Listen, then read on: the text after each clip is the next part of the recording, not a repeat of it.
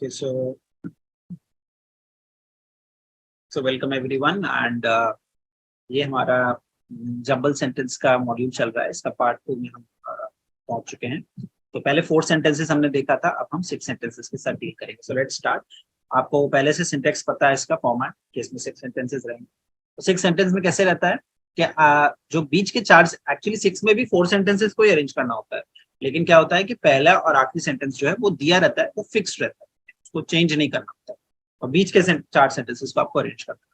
और 4 सेंटेंसेस में केवल 4 ही सेंटेंस रहते हैं, आगे पीछे कुछ नहीं रहता है। तो 6 सेंटेंस भी कभी कभी थोड़ा डिफिकल्ट हो सकता है, बिकॉज आपको स्टार्टिंग और एंडिंग को फिट करना होता है कि स्टार्टिंग एंडिंग फिक्स्ड है, राइट।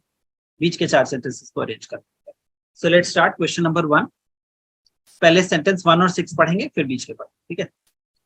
तो question 1 sentence 1, sir Isaac Newton discovered. Isaac Newton जो वैज्ञानिक थे, उन्होंने खोज की। इसके बाद PQRS है और लास्ट 6 सेंटेंस क्या है, which is proportional to its mass and distance. उन्होंने कोई चीज, कोई फॉर्मूला निकाला जो इसमें ये प्रोपोर्शनैलिटी होती है मास और डिस्टेंस, ठीक है। अब बीच के सेंटेंसेस देखते हैं, ठीक है। 4 ऑप्शन है उसमें, बीच का PQRS को हमें अरेंज करना है। So sentence P, by virtue of which every particle of matter the world is composed of. Sentence Q, with a force R draws towards itself every other particle of matter. Sentence S, that there was a law in nature called attraction, ठीक है। तो obviously sentence P, Q और R ये तो पहले sentences हो ही नहीं सकते, क्योंकि इसमें डिटेल्स के बारे में बात किया जा रहा है, बट क्या खोज की ये बताया नहीं जा रहा है। खोज के अंदर क्या है वो बताया जा रहा है, लेकिन खोज केवल कौन से सेंटेंस में बता रहे हैं, सेंटेंस एस। तो सेंटेंस एस सबसे पहला होगा, sir Isaac Newton discovered that there was a law in nature called attraction, ठीक है। उसके बाद सेंटेंस एस के बाद कौन सा सेंटेंस आएगा, सेंटेंस पी। क्यों? क्योंकि सेंटेंस पी में ये बता रहे हैं कि वो जो अट्रैक्शन है उसकी वजह से क्या होता है। By virtue of which every particle of matter the world is composed of, उसकी वजह से जितने भी अणु परमाणु होते हैं, जिनसे सब चीजें गठित होती हैं पूरी दुनिया में, ठीक है।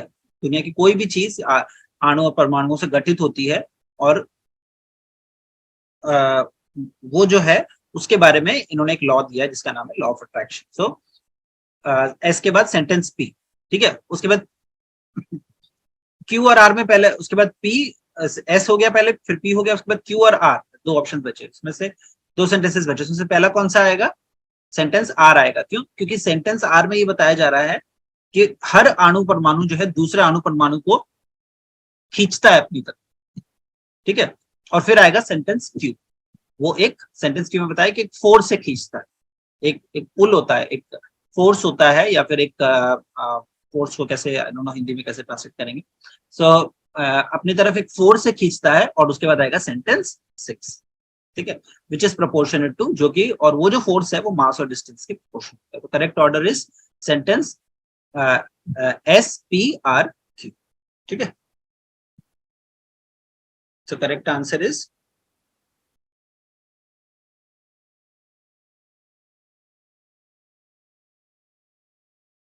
SPRQ। Correct answer is option A. इसके बाद नेक्स्ट क्वेश्चन, तो अभी सेम सिंटेक्स फॉलो होगा। So let's start question 2 sentence 1, a fox saw a crow sitting on a tree with a piece of cheese in his mouth. एक लोमड़ी ने एक कौवे को पेड़ की टहनी पर बैठे हुए देखा, और उस कौवे के मुंह में क्या था, एक पनीर का टुकड़ा था या चीज का टुकड़ा था। उसके बाद सेंटेंस 6 क्या है, the plan of the fox click for the crow drop the cheese. उस लोमड़ी की जो योजना थी वो सफल हो गई, क्योंकि उस कौवे के मुंह से वो चीज का टुकड़ा गिर गया। अब बीच में क्या हुआ वो सेंटेंस PQRS बताएंगे और उसका करेक्ट ऑर्डर बताएंगे। तो सेंटेंस पी से पढ़ते हैं। Sentence P, the crow was pleased by the flattery. वो कौवा जो है उसकी चापलूसी से प्रसन्न हो गया। उसके बाद sentence Q, he wanted to have the cheese. उस लोमड़ी को वो पनीर का टुकड़ा चाहिए था। Sentence R, the crow began to sing. वो कौवा गाने लगा। Sentence S, he praised the crow's singing. उस लोमड़ी ने उस कौवे के गायन की प्रशंसा करी, ठीक है। उसके बाद सेंटेंस 6। सो सबसे पहले हमें सेंटेंस पी और सेंटेंस आर ये तो पहले नहीं आ सकते, ठीक है। सेंटेंस एस भी पहले नहीं आ सकता। सबसे पहले कौन सा सेंटेंस आएगा, सेंटेंस क्यू। क्यों? क्योंकि सेंटेंस क्यू में वो ये बता रहे हैं कि लोमड़ी के मन में क्या विचार आया। सबसे पहले तो विचार आएगा तब तो वो कोई काम करेगा, तो इसलिए सबसे पहले सेंटेंस क्यू कि उसके मन में ये विचार आया कि मुझे भी ये पनीर का टुकड़ा चाहिए, जो पनीर का टुकड़ा सेंटेंस 1 में बताया गया कि उसने कौवे के मुंह में देखा। तो 1 के बाद सबसे पहले सेंटेंस क्यू आएगा। क्यू के बाद कौन सा सेंटेंस आएगा कि सेंटेंस एस। क्यों? क्योंकि उसमें बताया गया कि उसने कौवे के गायन की प्रशंसा कर, कौवा कितना अच्छा गाता है उसकी प्रशंसा करनी शुरू। ठीक है, तो क्यू के बाद एस। उसके बाद सेंटेंस आएगा पी। क्यों? क्योंकि पी में ये बताया है कि वो कौवा अपनी प्रशंसा सुन के बहुत प्रसन्न हो। और फिर लास्ट में आएगा सेंटेंस आर कि वो कौवे ने गाना शुरू किया। और उसके बाद सेंटेंस 6 कि वो उस जैसे ही उसने गाना शुरू किया उसके मुंह से वो टुकड़ा गिर गया और उस लोमड़ी की योजना सफल। तो उसने उसको बेवकूफ बना दिया और उसे छल से उसका खाने का जो खाने का निवाला था उसका छीन लिया, पनीर का निवाला। ठीक है, सो करेक्ट ऑर्डर कौन सा हो गया? Q S P are. Correct answer is option A, Q S P are. ठीक है, आगे बढ़ते हैं। Question 3, sentence 1, the department has initiated steps. विभाग ने कुछ कदम उठाए हैं। और फिर सेंटेंस 6 क्या है? For development of wastelands, Westland के उत्थान के लिए, वेस्टलैंड की विकास के लिए। ठीक है, या कचरा भूमि के उत्थान के लिए, कचरा भूमि के विकास के लिए। ठीक है, अब बीच में क्या हुआ है, वो कदम जो उठाए हैं उनका डिटेल्स जो है sentence P Q R S उसका करेक्ट ऑर्डर बताएगा। पढ़ते हैं sentence P, from the corporate sector यानी व्यवसायिक विभाग से। ठीक है, sentence Q, to evolve appropriate schemes, नई योजनाएं शुरू करने हेतु। Sentence R, and financial institutions for, और आर्थिक संस्थानों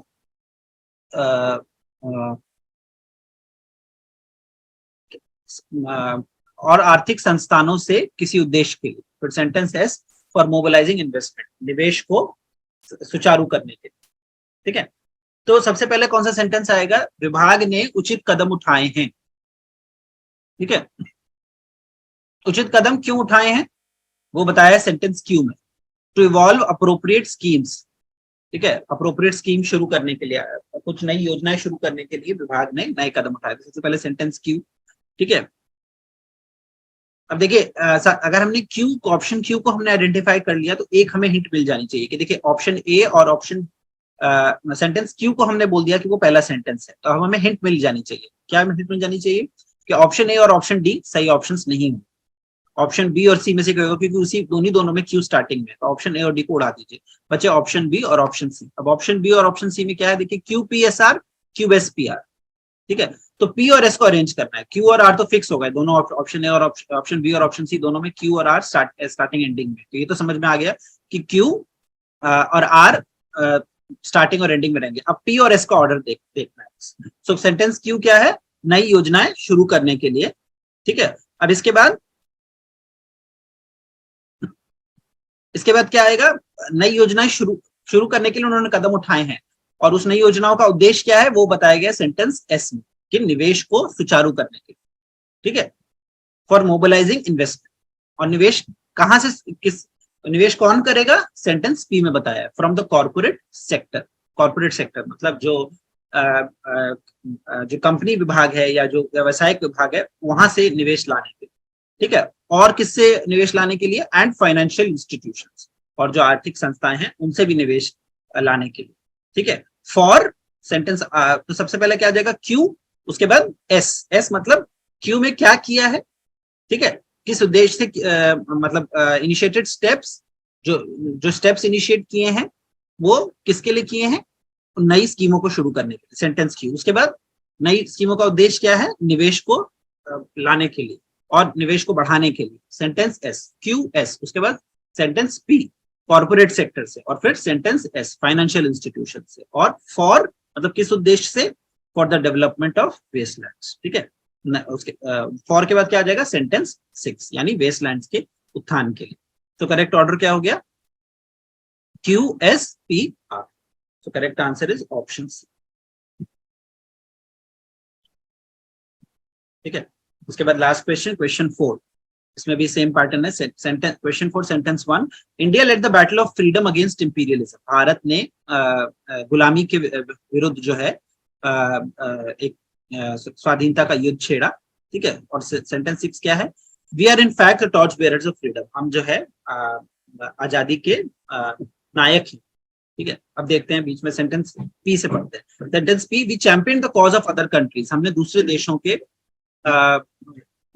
के उत्थान के लिए भी हमने बहुत मेहनत करी, ठीक है। हमने दूसरे देशों के उत्थान के लिए भी कार्य हमने किया है। Sentence Q, this novel technique brought, और इस नई योजना ने हमें सफलता दी। Sentence R, we fought it with the weapon of non violence, हमने अहिंसा के अस्त्र से इसको लड़ा है, इसके लिए लड़ाई की है। Sentence S, we are happy that they achieve freedom, हमें खुशी है कि सबको आजादी मिली, ठीक है। तो इसमें देखिए ऑप्शंस में देखिए दो ऑप्शंस आर से शुरू हो रहे हैं, दो ऑप्शंस पी से शुरू हो रहे हैं, ठीक है। तो पी और आर में से कोई स्टार्टिंग में आए, तो पी और आर में देखते हैं, we champion the cause of other countries, और सेंटेंस आर क्या है, we fought it with the weapon of non violence, ठीक है। सो सेंटेंस आर ज्यादा सुटेबल लगता है, क्यों? क्योंकि हम सेंटेंस आर को एक बार स्टार्टिंग मान के कोशिश करते हैं करने की। We fought it with the weapon of non violence, हमने उसको अहिंसा के उससे लड़ाई करी। फिर उस आर के बाद ऑप्शंस कौन कौन से हैं, R Q P S, R S P Q, देखिए ऑप्शन बी और ऑप्शन डी, ठीक है। तो ऑप्शन बी और ऑप्शन डी में से आर के बाद तो क्यू ही आ रहा है, ठीक है। So we fought it with the never, हमने अहिंसा के शस्त्र से उसको लड़ा, और क्यू, उसने हमें सफलता दी। और उसके बाद we champion the cause of other countries, और हमने इसके द्वारा हमने क्या किया, सेंटेंस पी में क्या बताया कि हमने दूसरे देशों के कारण, दूसरे देशों के लिए भी हमने युद्ध किया, ठीक है। दूसरे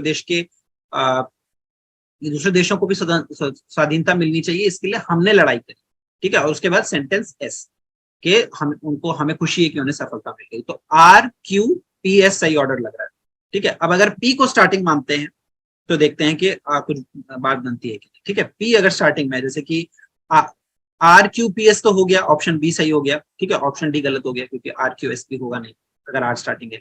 अब एक बार, अच्छा ओके, आर से ही 3 ऑप्शंस हैं, ठीक है। तो अगर आर स्टार्टिंग में है, सो सेंटेंस बी हमें सही लग रहा है, बट फिर भी एक बार हम, सेंटेंस बी अगर सही है तो सेंटेंस डी तो सही नहीं हो सकता। जो ऑप्शन बी हमने निकाला आर क्यू पी एस, अगर वो सही है तो ऑप्शन डी सही नहीं हो सकता, क्योंकि आर क्यू पी एस अगर सही ऑर्डर है तो आर क्यू एस पी नहीं होता। एक बार देखते हैं R Q S P, R Q S P is not correct, आप उसको चेक कर सकते हैं, ठीक है। तो ऑप्शन डी हट गया। ऑप्शन ए और ऑप्शन सी में देखते हैं, ऑप्शन सी को एक बार देखते हैं, P R Q S. P R Q S क्या कह रहा है, we champion the cause of other countries, we fought it with the weapon of non-violence, this novel technique brought us success, we are happy that they achieved freedom। तो option C भी सही लग रहा है। ऑप्शन ए आरपीक्यूएस, आरपीक्यूएस क्या है, we fought it with the weapon of non-violence, and P क्या है, we championed the cause of other countries। उसके बाद we are happy that they achieved freedom। तो ऑप्शन ए बिल्कुल गलत है। ऑप्शन बी और ऑप्शन सी में से ही कोई सही ऑप्शन होना चाहिए। अब एक बार फिर से देखते हैं, ऑप्शन बी तो हमने डिसाइड कर लिया कि वो सही है। ऑप्शन सी एक बार देखते हैं, option C, we champion the cause of other countries, that is not correct. देखिए आर, ऑप्शन बी ही सही आंसर है। व्हाई? बिकॉज जो ऑप्शन बी में आर सबसे पहले आ रहा है, आर ही सबसे पहले आएगा। क्यों? क्योंकि आर में ये लिखा है कि India led the battle against, sentence one क्या है, India led the battle against imperialism, और आर में बताया we fought it with the weapon of non violence. तो ये जो इट है ये इंपीरियलिज्म को रेफर कर, ठीक है। तो इसीलिए सबसे पहले सेंटेंस आर आएगा, क्योंकि अगर आप कुछ भी और लिख देते हैं तो फिर इट जो है उसका मीनिंग चेंज हो जाएगा सेंटेंस का। सबसे पहले आपको ये बताना है कि आपने इंपीरियलिज्म कैसे लड़ा, है ना, और जो प्रोनाउन यूज हो रहा है वो नाउन के तुरंत बाद आना चाहिए, इसलिए correct answer is option. So इस तरीके से you can find out the correct answer and I, so R Q P S हमारा करेक्ट ऑप्शन, ठीक है। एंड सो हमने देखा कि आरक्यूपीएस को कैसे हमने एग्जामिनेशन के द्वारा, देखिए ऑप्शंस को एलिमिनेट करना और सेंटेंसेस के करेक्ट ऑर्डर को फाइंड आउट करना, ये दोनों चीजें आपको टैंडम में चलानी, तभी आप करेक्ट ऑर्डर फाइंड कर पाएंगे। तो ये 6 सेंटेंस के साथ हम इस मॉड्यूल को क्लोज करना चाहेंगे and I wish you all the best and do well. And कोई भी feedback, should you have any doubts and feedback, please feel free to share. So see you in the next module. Goodbye and take care.